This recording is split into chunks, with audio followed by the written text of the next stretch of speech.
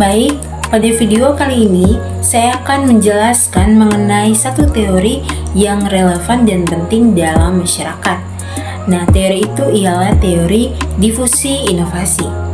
Difusi inovasi adalah suatu proses penyebaran atau pengkomunikasian ide, praktik atau objek yang dianggap baru atau inovasi dari satu individu atau unit pengadopsi ke individu atau unit pengadopsi lainnya dalam suatu sistem sosial melalui saluran komunikasi tertentu dalam jangka waktu tertentu. Nah, intinya teori ini membahas bagaimana sebuah gagasan atau teknologi baru menyebar dan diadopsi dalam suatu kebudayaan. Teori difusi inovasi ini diperkenalkan pertama kali oleh seorang sosiolog Prancis yang bernama Gabriel Tarde pada awal abad 20, dan pada saat itu ia memperkenalkan kurva difusi berbentuk S. Kurva difusi berbentuk S ini menggambarkan suatu inovasi diadopsi oleh seseorang atau sekelompok orang menurut dimensi waktu, dan selanjutnya teori ini berkembang sesuai perkembangan zaman dan diaplikasikan pada bidang-bidang kontemporer seperti bidang pemasaran, budaya, dan bidang yang lainnya. Nah, pada tahun 1960-an, teori difusi inovasi ini dipopulerkan oleh Everett M. Rogers melalui bukunya yang berjudul Diffusion of Innovation. Kemudian teori difusi inovasi ini memiliki 4 elemen pokok, yakni yang pertama inovasi. Inovasi ini terkait dengan gagasan, tindakan, atau barang yang dianggap baru oleh seseorang.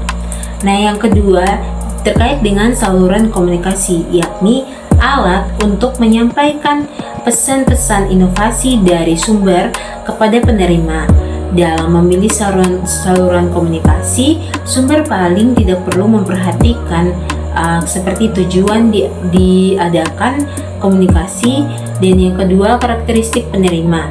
Nah, jika komunikasi dimaksudkan untuk memperkenalkan suatu inovasi kepada khalayak yang banyak dan tersebar luas, maka saluran komunikasi yang lebih cepat, tepat, dan efisien adalah media massa. Tetapi jika komunikasi dimaksudkan itu untuk mengubah sikap atau perilaku penerima secara personal, maka saluran komunikasi yang paling tepat adalah saluran interpersonal. Nah, yang ketiga yakni jangka waktu. Jangka waktu ini ialah proses keputusan inovasi dari mulai seseorang mengetahui sampai memutuskan untuk menerima atau menolaknya, dan pengukuhan terhadap keputusan itu sangat berkaitan dengan dimensi waktu. Paling tidak dimensi waktu itu terlihat dalam yang pertama, proses pengambilan keputusan inovasi. Yang kedua, keinovasian seseorang relatif lebih awal atau lebih lambat dalam menerima inovasi. Dan yang ketiga, kecepatan pengabdosian inovasi dalam sistem sosial. Dan yang keempat, elemen yang keempat itu ialah sistem sosial. Sistem sosial ini ialah kumpulan unit yang berbeda secara fungsional dan terikat dalam kerjasama untuk memecahkan masalah dalam rangka mencapai tujuan bersama. Proses difusi inovasi melibatkan beberapa tahap yang dilalui oleh individu atau organisasi dalam mengambil keputusan mengenai inovasi. Tahap yang pertama yakni tahap pengetahuan, di mana individu atau organisasi pertama kali mengetahui tentang adanya inovasi. Mereka mencari informasi mengenai bagaimana inovasi tersebut berfungsi dan apa manfaatnya. Tahap yang kedua yakni tahap persuasi, di mana individu atau organisasi mulai membentuk sikap positif atau negatif terhadap inovasi. Mereka mencari tahu lebih dalam tentang keuntungan dan kerugian inovasi tersebut. Tahap yang ketiga yakni tahap keputusan, Tahap keputusan ini di mana individu atau organisasi memutuskan apakah akan mengadopsi atau menolak inovasi tersebut.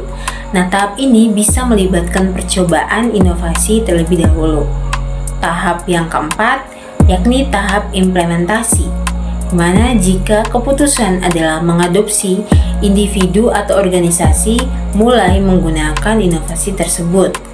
Tahap yang kelima yakni tahap konfirmasi, terkait dengan individu atau organisasi mencari penguatan terhadap keputusan adopsi yang telah mereka buat, atau justru mengevaluasi kembali jika inovasi tidak sesuai harapan. Sebagai contoh, saya mengambil contoh dari sebuah artikel yang berjudul Analisis Difusi Inovasi Terhadap Aplikasi My Pertamina. Aplikasi My Pertamina sebagai sebuah inovasi digital memiliki karakteristik yang memungkinkan penyebaran cepat di kalangan pengguna internet. Nah, artikel ini mengamati bagaimana aplikasi tersebut diadopsi oleh masyarakat dengan karakteristik yang beragam. Karakteristik inovasi dalam aplikasi My Pertamina. Karakteristik yang pertama yakni keunggulan relatif. Nah, aplikasi My Pertamina ini menawarkan kemudahan dalam pembelian bahan bakar, terutama dengan sistem non-tunai, dan kadangkala menawarkan promo atau kemudahan akses data pembelian. Hal ini menjadi keunggulan dibanding cara pembelian konvensional. Nah, yang kedua, karakteristik kesesuaian. Awalnya mungkin ada tantangan dalam kesesuaian dengan kebiasaan masyarakat yang terbiasa dengan transaksi tunai. Namun, seiring dengan meningkatnya digitalisasi, penggunaan aplikasi penyebaran menjadi lebih sesuai dan merata. Karakteristik yang ketiga yakni kompleksitas. Nah, aplikasi My Pertamina relatif mudah digunakan, meskipun bagi sebagian kalangan yang kurang terbuka atau kurang update dengan teknologi mungkin menemui sedikit kesulitan di awal. Nah, tahap yang keempat yakni trialabilitas. Nah, pengguna bisa mencoba aplikasi ini dengan melakukan pembelian kecil atau sekedar menjelajah fitur-fitur. Tahap yang kelima atau karakteristik yang kelima yakni observabilitas. Nah, penggunaan aplikasi My Pertamina mudah diamati di SPBU. Saat orang lain melakukan transaksi menggunakan aplikasi ini akan mendorong orang lain untuk ikut mencoba menggunakan aplikasi My Pertamina. Selanjutnya ada saluran komunikasi. Penyebaran informasi tentang aplikasi My Pertamina ini dilakukan melalui media massa, iklan digital, dan juga komunikasi interpersonal antar pengguna yang sudah mengadopsinya. Yang selanjutnya, sistem sosial, yakni masyarakat sebagai penerima inovasi memiliki karakteristik yang beragam. Keberadaan sinyal internet di berbagai wilayah juga menjadi faktor penentu.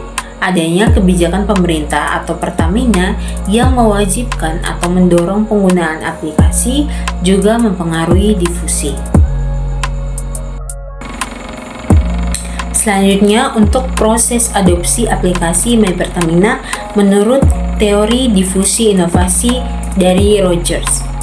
Yang pertama, pengetahuan.